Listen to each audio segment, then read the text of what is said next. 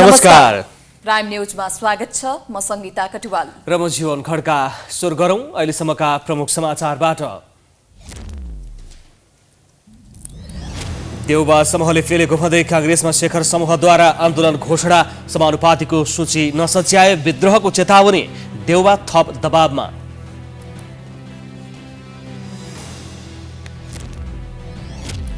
गठबन्धन अझै तालमेलको स्पष्ट खाका बनाउन विफल, साना दलसँग मिल्न खोजेको एमालेको हालत पनि उस्तै, राप्रपासँग अन्यल, लोसपासँग वार्ता नै भएन।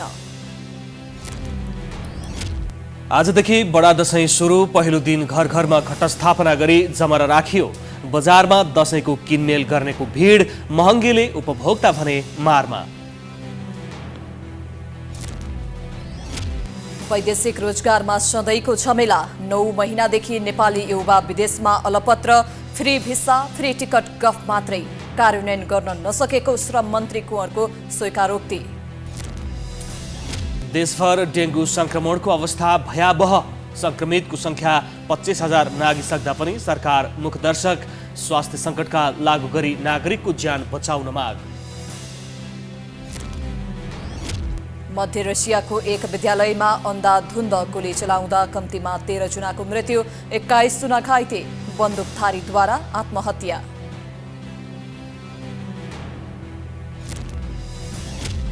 र नेपाली राष्ट्रिय फुटबल टिमले मंगलबार दक्षिण एसियाली प्रतिद्वन्दी बंगलादेश विरुद्ध मैत्रीपूर्ण खेल खेल्दै अल मुतायरीले निकालेका किरणको पुनरागमन। अब प्राइम न्यूज विस्तारमा।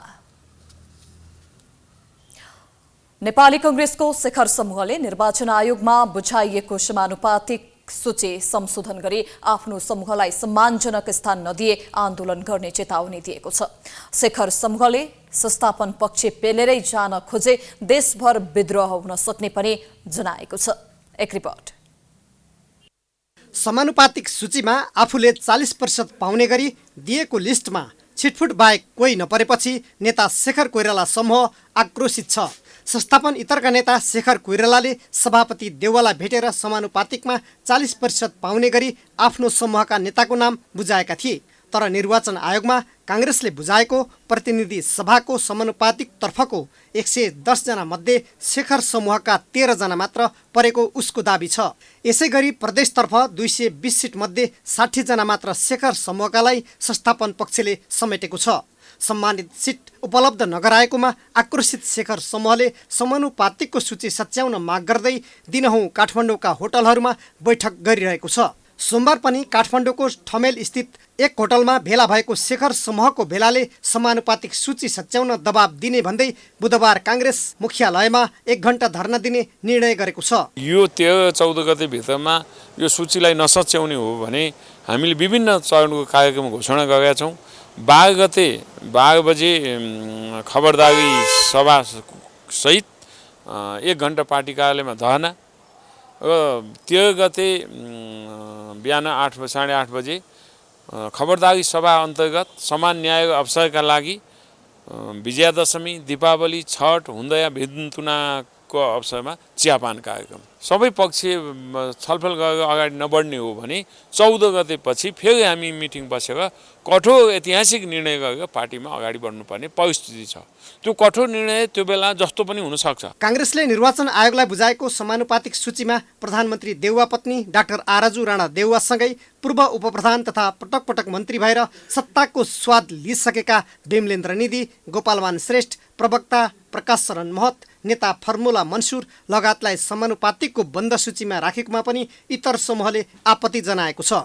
समानुपातिक उम्मेदवारको सूचीमा नयाँ र पार्टीमा योगदान पुर्याएकाहरूलाई व्यवस्था गर्दै आफ्ना नातेदार आसेपासेलाई मात्र मौका दिएकोले नसच्याए संसदीय निर्वाचनमा विद्रोही उम्मेदवार खडा गर्ने सम्मको चेतावनी शेखर समूहले दिएको छ। तर संस्थापन समूहले भने पार्टीभित्रको आन्तरिक कुरा पार्टीभित्र नै समाधान गर्नुपर्नेमा सार्वजनिक ठाउँमा अनावश्यक रूपमा अभिव्यक्ति दिने इतर समूहको प्रवृत्तिप्रति आपत्ति जनाएको छ। समानुपातिकमा जुन किसिमको प्रेसर र जुन किसिमले प्रत्येक ठाउँ जिल्ला क्षेत्रबाट जसै नामहरू आए त्यति सहज मिलाउनलाई थिएन।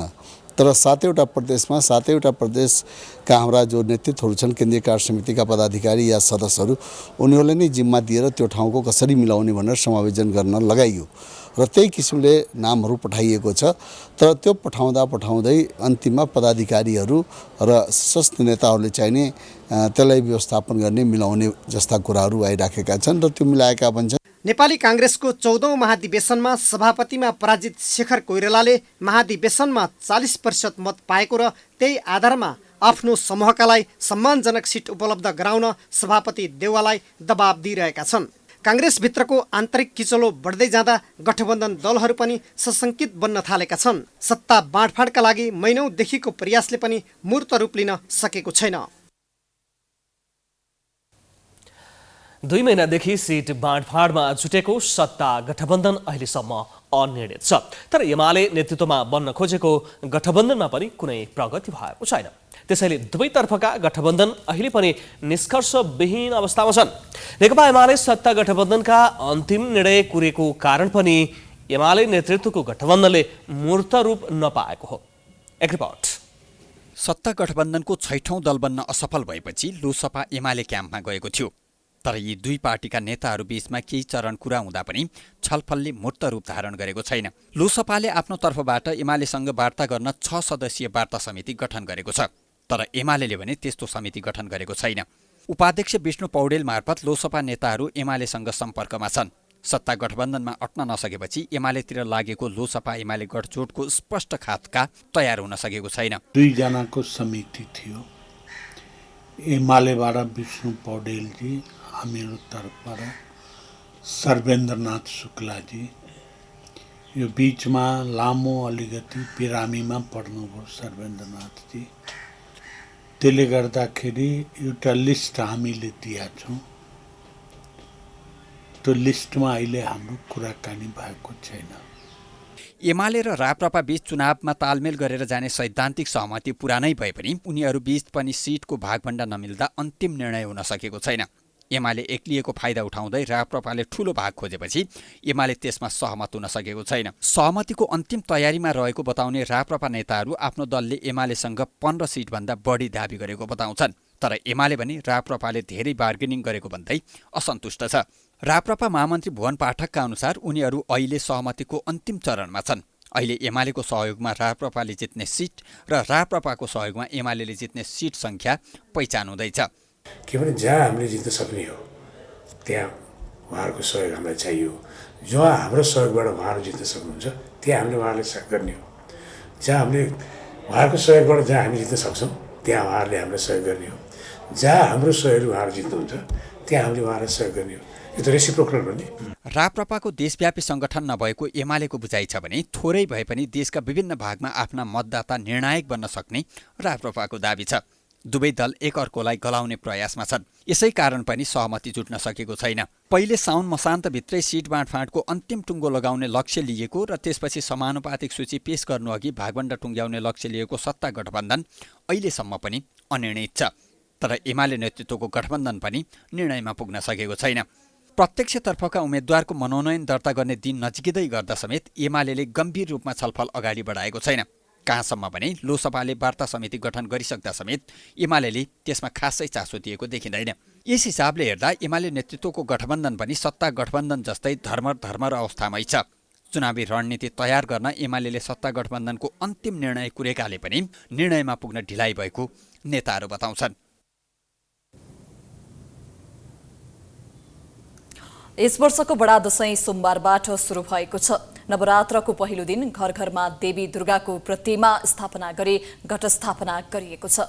हनुमान ढोका स्थित दशैं घरमा पनि विधिवत रूपमा घट स्थापना गरिएको छ। विधिवत मन्त्रोच्चारण सहित घट स्थापनाको शुभ साइत 10:23 जमरा राखिएको हो। सो अवसरमा नेपाली सेनाले मंगल ध्वनि बजाएको थियो भने बन्दुक पड्काएर बढाई गरिएको थियो। बिहानै नित्यकर्म समाप्त गरी नजिकको नदी वा चोखो स्थलबाट बालुवा वा माटो ल्याई गाईको गोबरले लेपपोत गरिएको पूजा कोठा अथवा दशैं घरमा विधिपूर्वक राखेर त्यसमाथि अर्थात् जौ राख्ने गरिएको मूल पुजारी सागर खरेलले जानकारी दिए। र जमरा त्यही जमरा हामीले 9 दिनसम्म विधि विधानले पूजा गरी सबै सकेर अनि अन्तिममा देवीको विसर्जन गरिसकेपछि त्यही जमरा हामीले देवीको प्रसादको रूपमा लिन्छौँ। यव अंकुर दुर्गा देवीको प्रिय वस्तु भएकाले यव रोपण गरी दुर्गालाई चढाएर विजया दशमीको दिन टीका प्रसादसितै समृद्धिको प्रत्येक पहेँलो जमरा पनि ग्रहण गरिन्छ। जमरालाई आयुर्वेदिक औषधिका रूपमा समेत प्रयोग गरिन्छ।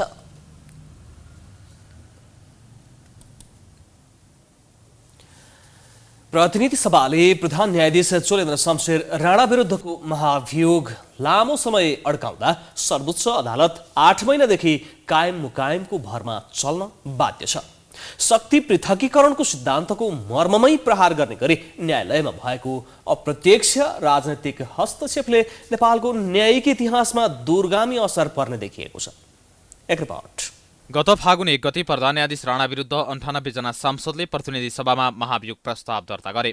महाभियोग दर्ता भएपछि संसद सचिवालयले सर्वोच्च अदालतमा प्रधान न्यायाधीश राणालाई निलम्बन भएको बेहोरा जानकारी दियो। प्रधान न्यायाधीश राणा निलम्बनमा परेसँगै वरिष्ठताको आधारमा दीपक कुमार कार्की कायम मुकायम प्रधान न्यायाधीश भए। उता संसदले महाभियोग अघि बढाएन। फागुन 22 मा संसदीय महाभियोग विशेष समिति बन्यो, तर लामो समयसम्म समिति निष्क्रिय रह्यो। महाभियोग अघि बढाउन प्रतिनिधि सभाले चासो नदेखाएपछि चौतर्फी आलोचना भयो। लोकलाजकै कारण भए पनि प्रतिनिधि सभाको कार्यकाल सकिनै लाग्दा विशेष संसदीय महाभियोग समितिले सक्रियता देखायो। प्रतिनिधि सभा सकिनु दिनको मध्यरात सभामुखलाई समितिले अपूरो प्रतिवेदन बुझायो, जसमा एमाले सम्बद्ध दलका सदस्यहरूको प्रष्ट बहुमति थियो। महाभियोग पारित हुन प्रतिनिधि सभाको तत्काल कायम रहेको कम्तीमा 2/3 पारित हुनुपर्छ, तर त्यो स्पष्ट संख्या गठबन्धन दलसँग थिएन। त्यसकारण पनि उनीहरू महाभियोग प्रस्ताव कुनै बहानाले अड्काउन चाहन्थे। भयो पनि त्यस्तै। महाभियोगबारे निर्णय नगरी प्रतिनिधि सभाको कार्यकाल सकियो। महाभियोग निष्क्रिय भएको भन्दै चोलेन्द्र सर्वोच्च फर्कन चाहन्थे, तर चौतर्फी घेराबन्दीका बीच उनी निवासमै नजरबन्दमा रहन बाध्य भयो। एकातिर संसदले काम नगर्ने सर्वोच्च अदालत जस्तो गरिमामय संस्था नेतृत्वविहीन बनाइनुले न्यायपालिकामा कार्यपालिका प्रत्यक्ष हावी भएको सन्देश गयो। पूर्व न्यायाधीश पुरुषोत्तम भण्डारीले न्यायपालिका कार्यपालिकाको छायामा परेकोले नै यो अवस्था आएको बताउँछन्। उनले कायम मुकायम प्रधान न्यायाधीशले सर्वोच्च अदालत चलाउनु राजनीतिक नेतृत्वको कमजोरीपन भएको र न्यायपालिकामाथि प्रत्यक्ष हस्तक्षेप गरेको बताउँछन्। अब अलिकति त फरक त भइहाल्छ। कायम मुकायम भन्दाखेरि के हो भने काम के फार द टाइम बिङको लागि दिए हो। त्यो के भने जबसम्म कन्फर्म हुँदैन उसको हातमा बल पनि म हुने कि हुन्न हुने होइन, त्यो हिसाबबाट जान्छ। वास्तवमा यो त के भने एउटा इन्स्टिट्युसनको हेड हो, यो पवित्र संस्था हो। यसलाई हामीले ड्यामेज गर्यौँ भने हामी आफ्नै डेमोक्रेसी नै खत्तम भएर जान्छ। प्रधान न्यायाधीशको हैसियतले सम्पादन गर्ने प्रत्यक्ष काममा ठूलो प्रभाव नपरे पनि न्यायालयको सर्वोच्च संस्था तदर्थवादमा चल्दा त्यसले दिने सन्देश भने दीर्घकालसम्म असर पर्ने खालको हुन्छ। नेपाल बार एसोसिएसनले पनि कायम मुकायम प्रधान न्यायाधीशले सर्वोच्च चलाउँदा असर गर्ने जनाएको छ। अब ढुक्क संविधान प्रदत्त विधि पद्धति अनुसार प्रधान न्यायाधीश भएर चलाउनु अधिकार पाउनु र काम गरेर पाउनु अधिकारमा अलिकति फरक छ नि। उहाँहरू बिचमा कस्तो भने नेतृत्व त उहाँको फुल नेतृत्व होइन नि त। फुल नेतृत्व नहुँदा उहाँको काम कारबाही कानुन बमोजिम त उहाँले गरेका काम कारबाही गर्न त पाइहाल्यो, तर पनि हामी नेतृत्वमा रहने मान्छे चाहिँ हुनुहुन्न भन्ने कुरा त कहाँ आवाज भइहाल्छ। करिब 8 महिना कायम मुकायम चलाएका दीपक कार्की उमेर हदका कारण अवकाशमा गएसँगै फेरि वरिष्ठतम न्यायाधीश हरिकृष्ण कार्कीले कायम मुकायम भएर सर्वोच्च चलाउनेछन्। चोलेन्द्र शमशेर मङ्सिर 27 गतेबाट अवकाश नहुन्जेल हरिकृष्ण पनि कायम मुकायममै सीमित हुने निश्चित छ। प्रतिनिधि सभाले महाभियोग लगाउन पाउनु उसको अधिकार भए पनि समयमै निकास नदिँदा न्यायालय लामो समयदेखि तदर्थवादमा चल्न बाध्य भयो। कुनै पनि प्रधान न्यायाधीश कार्य सम्पादनमा विफल भए महाभियोग लगाउन सकिने भए पनि आफू अनुकूल निर्णय गराउन यस्तो प्रयास हुँदा विडम्बनापूर्ण भएको कानुनका जानकारहरू बताउँछन्। काठमाडौँको बानेश्वर स्थित भीमसेन गोलामा कार्यालय रहेको ओभरसिज इम्प्लोइमेन्ट प्रणाली मार्फत रोजगारका लागि साउदी अरब पुगेका 4 जना नेपाली युवा 9 महिनादेखि समस्यामा परेका छन्। पटक पटक आफूलाई पठाउने म्यान पावरलाई उद्धारको लागि आग्रह गर्दा समेत सुनवाई नभएको भन्दै गुनासो गरेका हुन्। ग्लास वर्कर्स फ्याक्ट्रीमा रोजगारीका क्रममा पुगेका उनीहरूले 3 महिनादेखि त सेवा सुविधा नै पाएका छैनन्। श्रम मन्त्री शेरबहादुर कुँवर नै मेन पावरको ठगी धन्दा नरोकिएको बताउँछन्। एक रिपोर्ट। काठमाडौँको बानेश्वर स्थित भिन्सेन्ट गोलामा कार्यरहेको ओभरसिज इम्प्लोइमेन्ट प्रणाली मार्फत साउदी अरबको ग्लास वर्कर्स फ्याक्ट्रीमा रोजगारीका क्रममा पुगेका 4 जना युवाले अलपत्र परेको भन्दै हामीसँग गुनासो गरेका छन्। हामी आएको यहाँ 9 महिना भइसक्यो अनि उसले विष्णु दाइले उहाँबाट पठाएको थियो। हामीले के भन्दै थियो भनेदेखि तिमीहरूको कुनै समस्या भएपछि हामी त्यो जिम्मेवारी लिन्छु, यदि तिमीहरूको कम्पनी चलेन केही चलेन भने। 9 महिना अघि वैदेशिक रोजगारीका लागि साउदी अरब पुगेका धर्मेन्द्र देश, प्रेम राउत, राम नरेश महतो र मनोज ठगुनाले 3 महिनादेखि कम्पनीबाट सेवा सुविधा समेत रोकेपछि आफूहरू समस्यामा परेको भन्दै हार गुहार गरेका हुन्। उनीहरू कम्पनीबाट मेन पावरले भने जस्तो सेवा सुविधा र तलब नपाएको गुनासो समेत गरिरहेका छन्। सरकारले मलेसिया लगायतका खाडीका 7 रोजगार गन्तव्य मुलुकमा फ्री भिसा फ्री टिकटको व्यवस्था गरेको भए पनि कागजी रूपमा 10,000 मात्रै शुल्क तिरेको देखाएर आफूहरूबाट 1.5 लाखसम्म वसुली गरिएको गुनासो पीडितले साउदी अरबबाटै गरेका छन्। यहाँको आइडी कार्ड पनि दिएको छैन, केही दिएको छैन, आइडी कार्ड दिएको छैन, सेलेरी दिएको छैन 9 महिनादेखि हैन, केही दिएको छैन, काम पनि छैन, एउटा रुममा ल्याएर राखेछ बस्दै हो छटपट। साउदी अरबको ग्लास वर्कर्स फ्याक्ट्रीबाट तलब लगायतको सेवा सुविधा रोकिनेमा अरू धेरै कामदार रहेका छन्। यसरी विदेशमा अलपत्र पर्ने यी 4 नेपाली प्रतिनिधि पात्र मात्रै हुन्।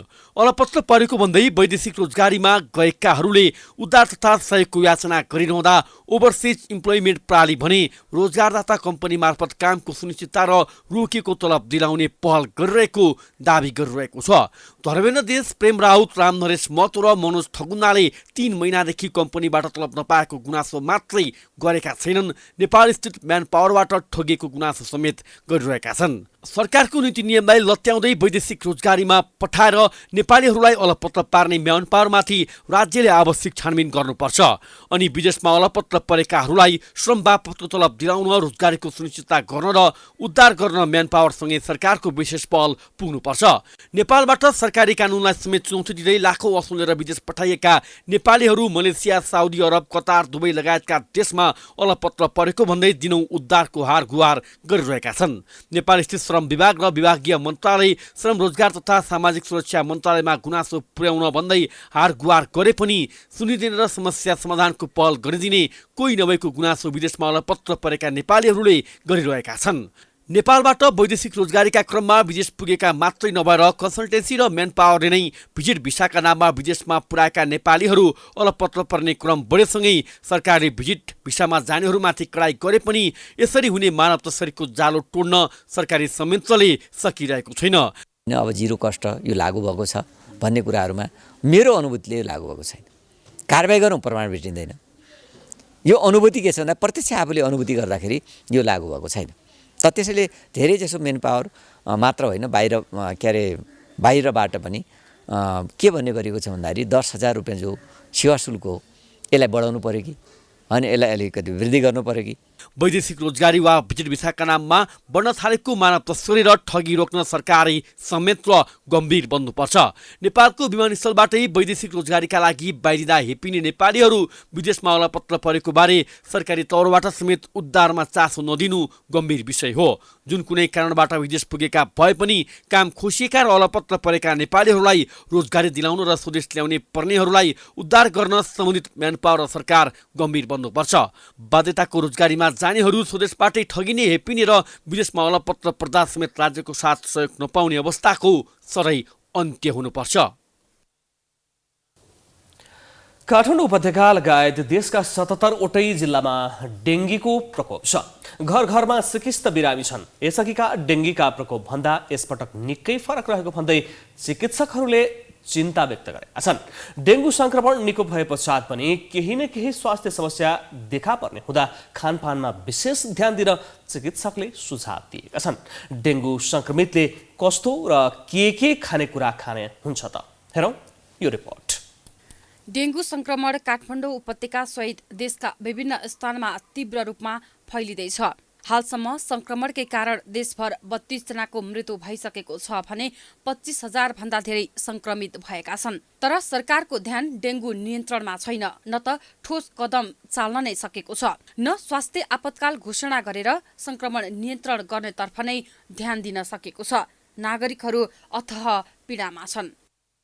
टाउको एकदम दुखेको छ, अनि जिउ दुख्ने, मांसपेशीहरू सबै दुख्ने, अनि त्यो ज्वरो, टाउको दुख्ने, त्यसरी रिङ्गौटा लाग्ने, उल्टी आउने, त्यही भएर अस्पतालमा हेर्ने हो भने अधिकांश संक्रमितलाई कोभिड भन्दा गाह्रो अवस्था भएको छ। सबै अस्पताल भरिभराउ भएका छन्। आइसियु र भेन्टिलेटरमा धेरै संक्रमित छन्। धेरै संक्रमित घरमै छन्। कतिपय बिरामी जटिल अवस्थामा मात्रै अस्पतालसम्म पुग्ने गरेको चिकित्सक बताउँछन्। बजारमा लामो समयदेखि पारासिटामोलको समेत अभाव छ। सरकारले समेत डेंगूका बिरामीलाई भने कुनै परीक्षण र उपचारमा अभिभावकको भूमिका निभाएको छैन। कोरोनामा चाहिँ के थियो भने एक त मृत्युदर पनि बढी भएर र संसारकै ध्यान आकृष्ट भएको रोग भएको हुनाले सरकारले त्यसमा चाहिँ केही औषधिहरू पनि निःशुल्क गरियो र शय्याको व्यवस्था पनि निःशुल्क गरिएको थियो। तर अहिले त चाडबाडको बेला छ, कतिपय नेपालीहरूलाई त हातमुख जोड्नै गाह्रो छ, किनभने आर्थिक मन्दीमा गइराखेको देश छ हैन, सामाजिक आर्थिक सम्पूर्ण मन्दीहरू छन्। यस्तो बेलामा कैयौँ व्यक्तिहरू हामीले भेटेका छौँ, बिरामीहरू जो चाहिँ मजदुरी पनि चलेको छैन, उहाँहरूको यताउता बिरामी भएर अस्पतालमा बस्नु परेको छ। तसर्थ सरकारले जनरल बेडहरू सरकारी अस्पतालमा विशेष व्यवस्था गरेर निःशुल्क गर्नुपर्छ भन्ने मलाई लाग्छ। शारीरिक दुखाइका साथै बान्ता हुने, ज्वरो आउने जस्ता कारणले बिरामीले आवश्यक पौष्टिक तत्त्व खान सकेका छैनन् भने कतिपय बिरामीले के खान हुन्छ र के खान हुँदैन भन्ने जानकारी समेत नहुँदा बिरामी भइसकेपछि पनि पुरानो अवस्थामा फर्किन सकेका छैनन्। तसर्थ डेंगू संक्रमितले खानेकुरामा ध्यान दिन चिकित्सकले सुझाव दिएका छन्। जे रुच्छ आफूलाई, जे रुच्छ, जति रुच्छ खानुपर्छ। खानै नखाइकन बस्यो भने त्यसले झन् अर्को रोग निम्ताउँछ। त्यसैले यो डेङ्गुमा चाहिँ खाना नमिल्ने भनेर कुनै पनि केही पनि छैन, सबै कुरो खान मिल्छ। र विशेष गरी झोलिलो शरीरमा चाहिँ फ्लुइडको मात्रा कमी भइरहेको हुनाले हामीले विशेष गरी झोलिलो खानेकुरामा ध्यान दिन अलिक बढी फोकस गर्छौँ। त्यसै कारण डेङ्गुमा खान नमिल्ने केही छैन र यसमा मासु खान नमिल्ने, माछा खान नमिल्ने त्यस्तो केही पनि आफूलाई जे रुच्छ त्यो खान मिल्छ। डेंगू संक्रमितले प्रशस्त मात्रामा दाल, गेडागुडीको रस, मेवा, किवी, अनार, जुनार, पाकेको फर्सी, पालुङ्गो, दूध, जीवनजल, सादा पानी पटक पटक प्रशस्त मात्रामा खान चिकित्सकले सुझाव दिएका छन्। सरकारी तथ्याङ्कमा 25,543 संक्रमित भएको मानिए पनि घर घरमा संक्रमितको संख्या धेरै भएको आंकलन गर्न सकिन्छ। हरेक अस्पतालमा डेंगूको बिरामीले भरिभराउ भएको अवस्था छ र डेंगूको महामारी भइरहँदाखेरि सम्बन्धित निकायहरूले डेंगू नियन्त्रणमा खासै प्रभावकारी कदम चालिएको देखिएको छैन। तसर्थ सम्बन्धित निकायले डेंगू नियन्त्रणमा ध्यान दिन अत्यन्त आवश्यक रहेको छ। प्राइम टाइम्स टेलिभिजनका लागि क्यामेरामा भास्कर भट्टाचार्यका साथ सृजना कार्की, टेकु, काठमाडौँ। गृहमन्त्री बालकृष्ण खाँडले नेपालमा सुशासनको अनुभूति प्राप्त गर्नको लागि संविधान कार्यान्वयन हुनुपर्नेमा जोड दिएका छन्। रिपोर्टर्स क्लब नेपाल लुम्बिनी प्रदेश कार्यालयको 5औं स्थापना दिवसको अवसरमा बुटवलमा भएको कार्यक्रममा गृहमन्त्री खाँडले नेपाली नागरिक नेपाली भूमिमा अनागरिकको अनुभूति भएसँगै सुशासनको भूमिकामाथि नै आशंका उत्पन्न भएको बताए। उनले आफ्नो भूमिमा आफ्नै जनताले नागरिकता किन नपाउने भन्दै राष्ट्रपति समक्ष प्रश्न समेत गरे। सुशासन लागू गर्न कहाँबाट सुरु गरौँ त?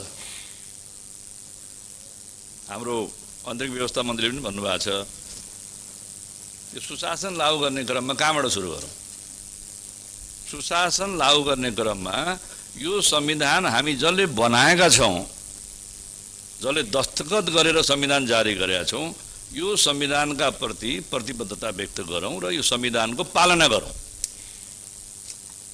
संविधानको पालना भएन भने, विधिको पालना भएन भने, कानुनको पालना भएन भने सुशासन हुन सक्दैन।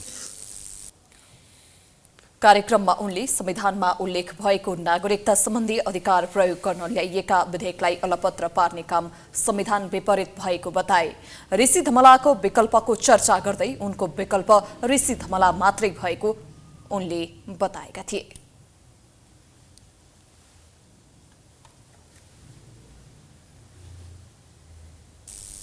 हरेक ठुला पर्सनालिटिजहरूको विकल्प हुन्छ क्या। फलानु पछि को होला फलानु, फलानु पछि को होला फलानु। तर नेपालको सन्दर्भमा लोकतन्त्रको विकल्प लोकतन्त्र मान्नुहुन्छ होइन? लोकतन्त्रको विकल्प लोकतन्त्र, विकल्पै छैन लोकतन्त्र। त्यस्तै ऋषि धमलाको पनि विकल्प छैन कि। ऋषि धमलाको विकल्प ऋषि धमला। अहिलेसम्म ऋषि धमलाको खासै मैले प्रशंसा गरेका थिइनँ। प्रशंसा गर्दाखेरि मातिनु होला होइन लागेको थियो। तर बुटवल जहाँ मेरो कर्मथलो हो त्यहाँ ऋषि धमला जस्तो एउटा होनहार गतिशील पत्रकारको बारेमा रिपोर्ट्स क्लबकै स्थापना दिवसमा मेरो मनमा भएको कुरा जे हो प्रश्न नभन्दाखेरि त्यो न्याय हुँदैन। कार्यक्रममा रिपोर्टर्स क्लब नेपालका अध्यक्ष ऋषि धमलाले क्लब स्थापनादेखि अहिलेसम्म आएका चुनौतीहरूको बारेमा बोलेका थिए। उनले लुम्बिनी प्रदेशका जिल्लाबाट केन्द्रीय राजनीतिमा आफ्नो स्थापना गरेको बताउँदै क्लबले जनताको पक्षमा काम गरिरहेको बताए।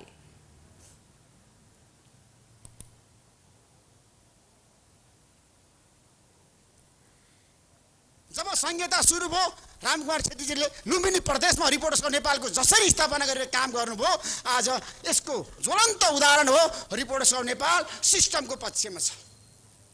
त्यसैले आज रिपोर्टर्स क्लब नेपालले गरेका सबै कामको म फेरि यहाँ बताउन चाहन्न। आज म लुम्बिनी प्रदेशको र यो देशको राजनीतिको बारेमा, नेपाली पत्रकारिताको बारेमा, नेपाली पत्रकारहरूको दायित्व र जिम्मेवारीको बारेमा लुम्बिनी प्रदेशका आन्तरिक मामला मन्त्री तिलक शर्माजीले बोलेर गइसक्नु भएको छ। नेपालको पत्रकारिताको कुरा गर्दाखेरि हामी सबैले एउटा उद्घोष आज गर्नै पर्छ। लुम्बिनी प्रदेशको रिपोर्टर्स क्लब नेपालको भूमिका कति महत्त्व छ। यहाँ धेरै दिग्गज नेताहरूको जन्म भएको ठाउँ हो। लुम्बिनी प्रदेशबाट प्रचण्ड प्रधानमन्त्री भइसक्नु भएको छ रोल्पाबाट उहाँले चुनाव जितेर 2065 सालमा। कार्यक्रममा पत्रकारिताको माध्यम मार्फत सहयोग गरेको भन्दै प्राइम टाइम्स टेलिभिजनका जिल्ला ब्युरो प्रमुख विजय रेग्मी, नागरिक दैनिकका पत्रकार रेखा भूषाल लगायतलाई सम्मान समेत गरिएको थियो। स्थापना दिवसको अवसरमा क्लब लुम्बिनी प्रदेश कार्यालयले स्मारिका विमोचन समेत गरेको थियो।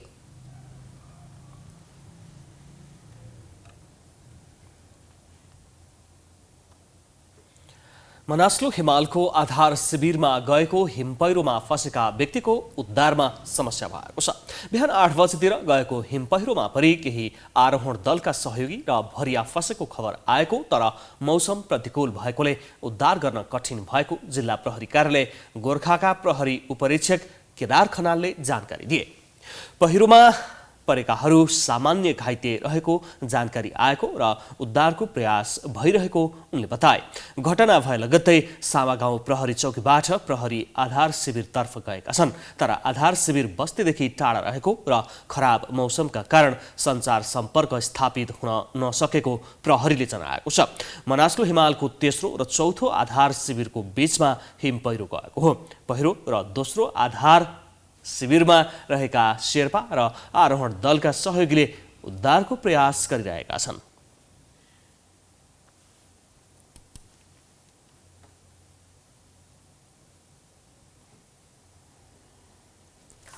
संघीय मामिला तथा सामान्य प्रशासन मन्त्री राजेन्द्र प्रसाद श्रेष्ठले आगामी मङ्सिर 4 गते हुने निर्वाचनको लागि गठबन्धनमा अहिलेसम्म 135 निर्वाचन क्षेत्रमा सहमति जुटिसकेको दावी गरेका छन्। रिपोर्टर्स क्लब नेपालले सोमबार काठमाडौँमा आयोजना गरेको साक्षात्कारमा बोल्दै श्रेष्ठले निर्वाचनलाई अग्रगामी निर्वाचनको पक्षधर र परिवर्तनलाई रोक्न खोज्ने पक्षधर बीचको ठूलो सङ्घर्षको रूपमा समेत चित्रण गरे। आफूहरूले गरेको गठबन्धनको राजनीति प्रारम्भ भएको र संस्थागत रूप लिन नसकेको उनले बताए। श्रेष्ठले आगामी मङ्सिरमा हुने संघीय चुनावमा आफूले काठमाडौँ 7बाट उम्मेदवारी दिने समेत बताए। विद्यालयदेखि शिक्षा, स्वास्थ्य, पर्यटकीय विकास, बाटो निर्माणदेखि खानेपानीको सम्बन्धमा साथ दिँदै आएको उनको भनाइ छ। काठमाडौँ क्षेत्र नम्बर 7 पुगेकै छ। त्यसमा धेरै कुराहरू पहिले अगाडि आइसकेका छन्। अब कोही मानिसहरू हैन स्वतन्त्र उत्सु भन्छन्, कसैले भ्रम फैलाउँछन्।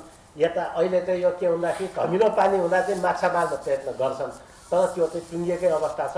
र मुख्य त के हो भने गठबन्धन हुनु नै ठुलो कुरा हुन्न। मुख्य कुरा चाहिँ जनताका उम्मेदवारको रूपमा जान सकिन्छ कि सकिँदैन, जनतासँग नौ र मासु जस्तो मिलेर जान सकिन्छ कि सकिँदैन, उहाँहरूको एस्पिरेसन पुरा हुन सकिन्छ कि सकिँदैन भन्ने। उनले आगामी निर्वाचनका लागि व्यवस्थापनको सन्दर्भमा आफ्नो मन्त्रालयले आवश्यक कर्मचारी निर्वाचन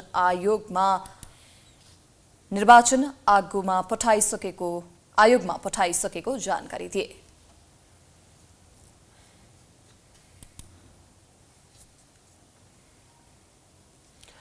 नेकपा एकीकृत समाजवादी निकट विद्यार्थी संगठन अनेरा सोभियूले विद्यार्थीहरूलाई स्वास्थ्य संस्थाको ओपीडी सेवामा 50% छुट दिने निर्णय भएको जानकारी दिएको छ।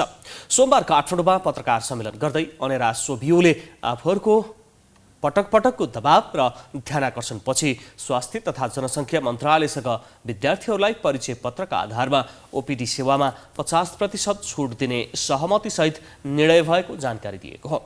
अनेरा सोभियूको पहल कदमी र सङ्घर्षले केही महत्त्वपूर्ण उपलब्धि प्राप्त गरेको अनेरा सोभियूका अध्यक्ष सुदेश पराजुलीले बताए।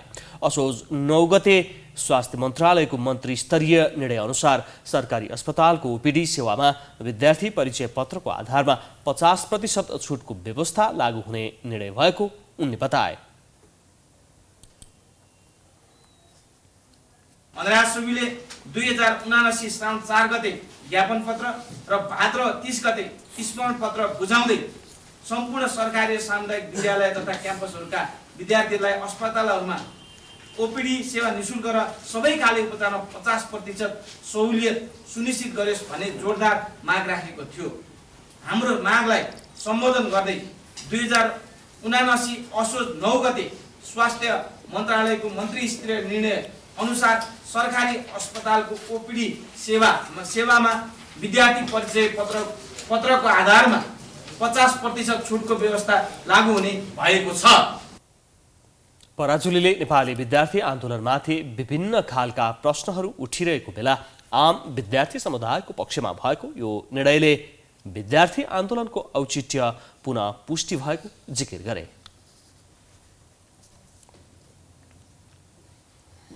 अब बिजनेस न्यूज।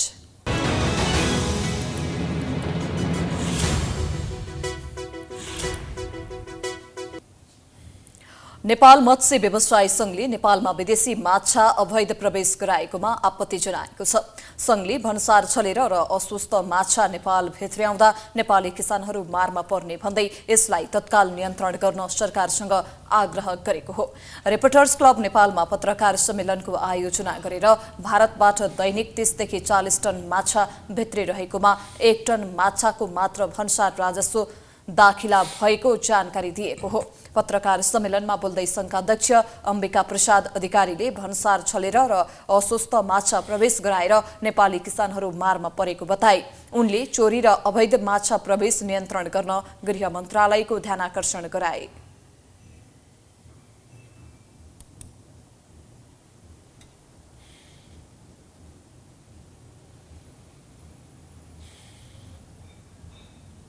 इन्डियन अखाद्य माछा त्यो पनि भन्सार नतिरिकन त्यो पनि चोरी बाटोबाट यसरी आइदिँदाखेरि हाम्रो समग्र हाम्रो मेचीदेखि महाकालीसम्मको नेपाली माछा उत्पादन गर्ने हाम्रा व्यवसायी साथीहरूको हाम्रा कृषकहरूको माछा बिक्री हुनलाई समस्या भयो र अहिले पनि हामीसँग प्रतिदिन दिनको 100 टन हाम्रो 100 टनको हाराहारीमा हाम्रो नेपालभरिबाट माछा उत्पादन छ र 110 टनभन्दा बढी माछा हाम्रो दैनिक रूपमा नेपालको खपत छ।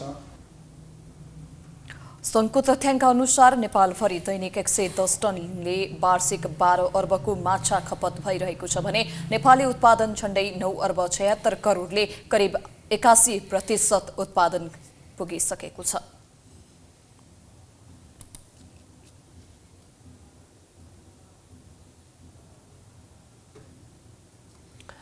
हिन्दूहरूको महान पर्व बडा दशैं सुरु भएको छ। दशैँसँगै बजारमा किनमेल गर्नेहरूको भिड पनि बढ्न थालेको छ।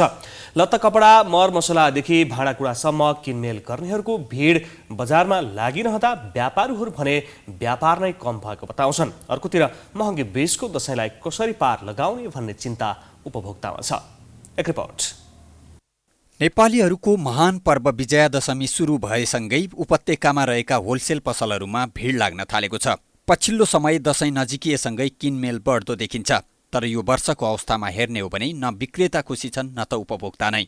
पहिलेका सालहरूमा व्यापार राम्रो भएको र अहिलेको चाडपर्वको बेलामा पनि व्यापार नभएको व्यापारीहरूको गुनासो छ। दैनिक आवश्यकता परिपूर्ति गर्न गाह्रो भएको उनीहरू बताउँछन्। त्यो लकडाउनले कोरोना आयो, त्यो समय त्यस्तै थियो, हामीले चाडपर्व मान्नै पाइएन राम्रोसँग होइन।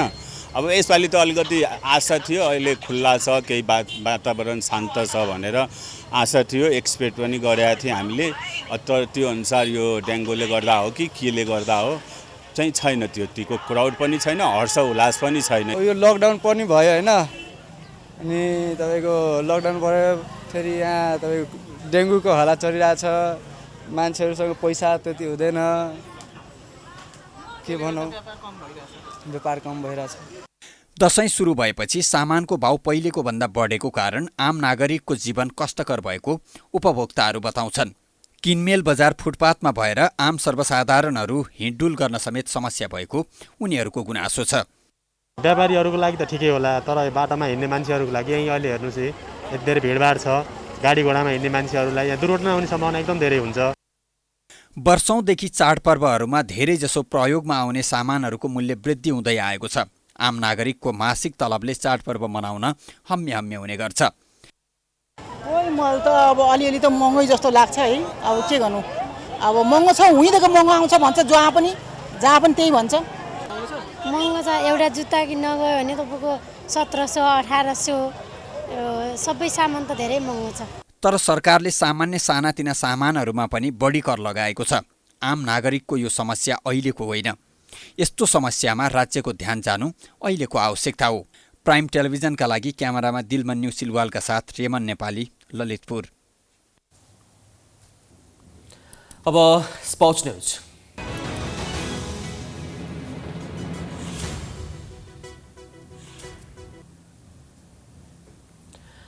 नेपाली राष्ट्रिय फुटबल टिमले मंगलबार दक्षिण एसियाली प्रतिद्वन्दी बंगलादेश विरुद्ध एक मैत्रीपूर्ण खेल खेल्दैछ। घरेलु मैदान दशरथ रङ्गशालामा नेपालले फिफा इन्टरनेसनल विन्डो अन्तर्गत बंगलादेश विरुद्ध मैत्रीपूर्ण खेल खेल्न लागेको हो।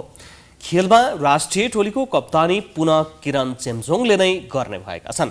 मैत्रीपूर्ण खेल अघि सोमबार आयोजित प्री कन्फरेन्समा राष्ट्रिय फुटबल टिमका कार्यवाहक प्रशिक्षक प्रदीप हुमागाईका साथमा किरण प्रस्तुत भएका थिए।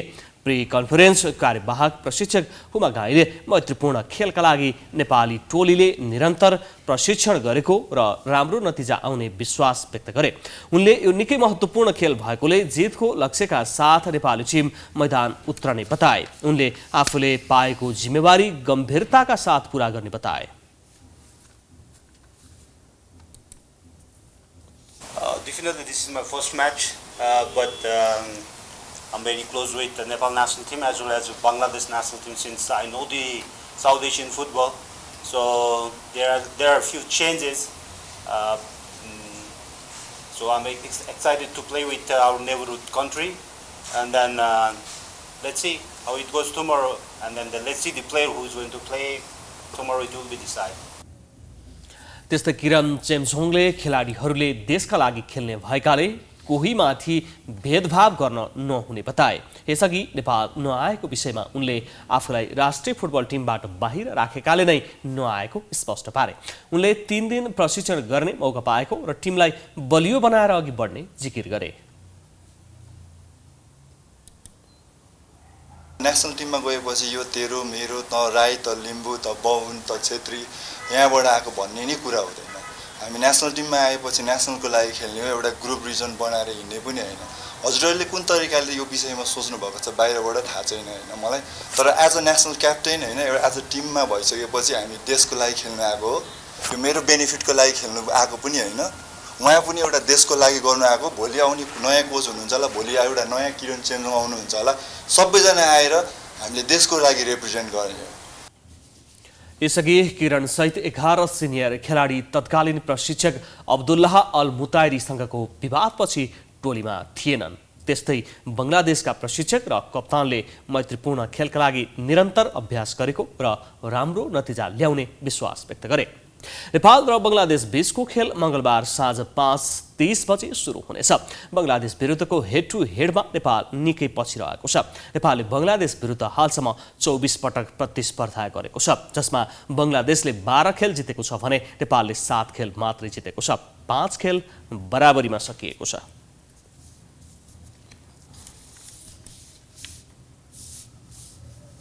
हामी प्राइम न्यूजको अन्त्यमा आइपुगेका छौं। जाँदा जाँदै हेडलाइन्स पुनः एकपटक। देउबा समूहले पेलेको भन्दै कंग्रेसमा शेखर समूहद्वारा आन्दोलन घोषणा। समानुपातिकको सूची नसच्याए विद्रोहको चेतावनी। देउबा थप दबावमा। गठबन्धन अझै तालमेलको स्पष्ट खाका बनाउन विफल। साना दलसँग मिल्न खोजेको एमालेको हालत पनि उस्तै। राप्रपासँग अन्यल, लोसपासँग वार्ता नै भएन। आजदेखि बडा दशैं सुरु। पहिलो दिन घर घरमा घटस्थापना गरी चमरा राखियो। बजारमा दशैंको किनमेल गर्नेको भिड। महँगीले उपभोक्ता भने मारमा। वैदेशिक रोजगारमा सधैँको झमेला। 9 महिनादेखि नेपाली युवा विदेशमा अलपत्र। फ्री भिसा, फ्री टिकट गफ मात्रै कार्यान्वयन गर्न नसकेको श्रम मन्त्री कुँवरको स्वीकारोक्ति। देशभर डेंगू संक्रमणको अवस्था भयावह। संक्रमितको संख्या 25,000 नागिसक्दा पनि सरकार मुखदर्शक। स्वास्थ्य संकटकाल लागू गरी नागरिकको ज्यान बचाउन माग। मध्य रसियाको एक विद्यालयमा अन्धाधुन्द गोली चलाउँदा कम्तीमा 13 जनाको मृत्यु, 21 जना घाइते। बन्दुकधारीद्वारा आत्महत्या।